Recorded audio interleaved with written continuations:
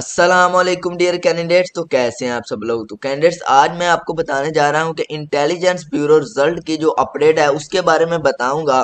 उसके साथ साथ मैं आपको बताऊंगा क्या नेगेटिव मार्किंग होगी, पेपर कौन चेक करेगा और कितने नंबर वाला पास और फेल होगा। मुकम्मल अपडेट इस वीडियो में आपको दूंगा इंटेलिजेंस ब्यूरो के रिजल्ट के बारे में। और आपको बताऊंगा कि इस बार जो इंटेलिजेंस ब्यूरो के पेपर कौन चेक करने जा रहे हैं और नेगेटिव मार्किंग के बारे में। उसके बाद मैं आपको बताऊंगा कि नेगेटिव मार्किंग किस तरह होगी और कितने मार्क्स कट किए जाएंगे। मुकम्मल अपडेट आपको इस वीडियो के अंदर मिल जाएगी। तो अगर आप हमारे चैनल पर नए विजिटर हैं तो काइंडली आप हमारे चैनल को सब्सक्राइब कर लें ताकि आने वाली हर न्यू अपडेट आपको मिल सके। उसके बाद आपको बता दूं कि अगर आपने हमारे व्हाट्सएप चैनल को फॉलो नहीं किया हुआ तो उसका लिंक डिस्क्रिप्शन के अंदर दिया गया है, आप उसे फॉलो कर लें ताकि आने वाली हर न्यू अपडेट, जो भी अपडेट होती है गवर्नमेंट जॉब के मुतल्लिक, आपको मिल सके।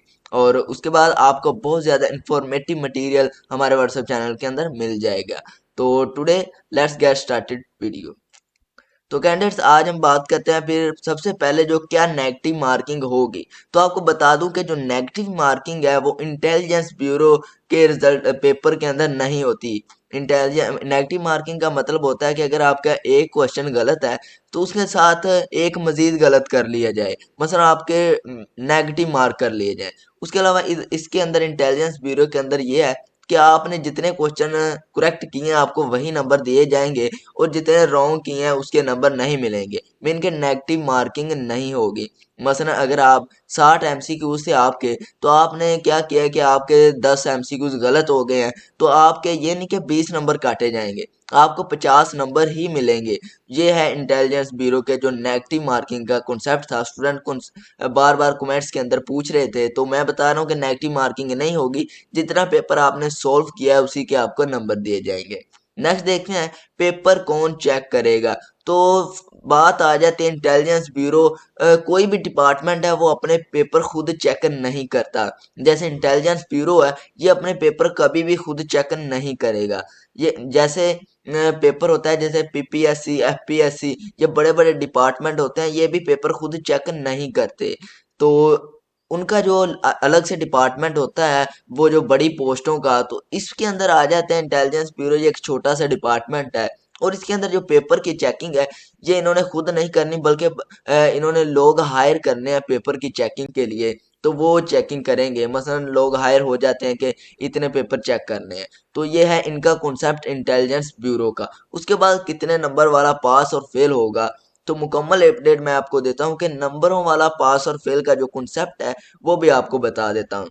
जैसे छोटी पोस्ट थी, एक मैट्रिक की बेस पर थी और इसके अलावा थी 11 की बेस के पर, मसलन कि जिन लोगों ने 12 की हुई थी उसकी बेस पे थी। तो बहुत ज़्यादा पोस्टें थी, जैसे जीएम, ओएम, जीडी।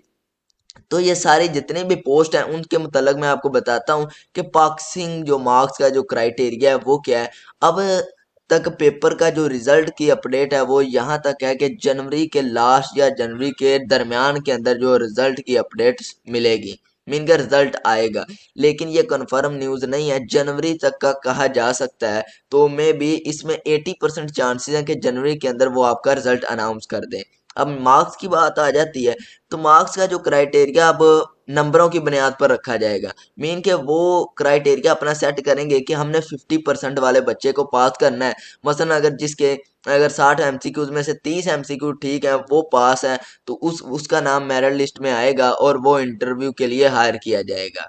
तो ये है जो मैट्रिक की बेस पर था। लेकिन जैसे ही हम आते हैं हायर लेवल पर, पासिंग मार्क्स का क्राइटेरिया सेम ही लगेगा, लेकिन जो मेरिट का क्राइटेरिया वो हाई हो जाएगा। मीन कि मेरिट जो है मैट्रिक की बेस वाले का उसका सेट किया जाएगा 30 से 35, मीन के 40 भी हो सकता है। उसके अलावा जो 12 की बेस पर जॉब्स थी उनका जो मेरिट का क्राइटेरिया था वो भी 35 से 40, मीन के हायर उसका जो मेरिट होगा वो हाई मेरिट होगा।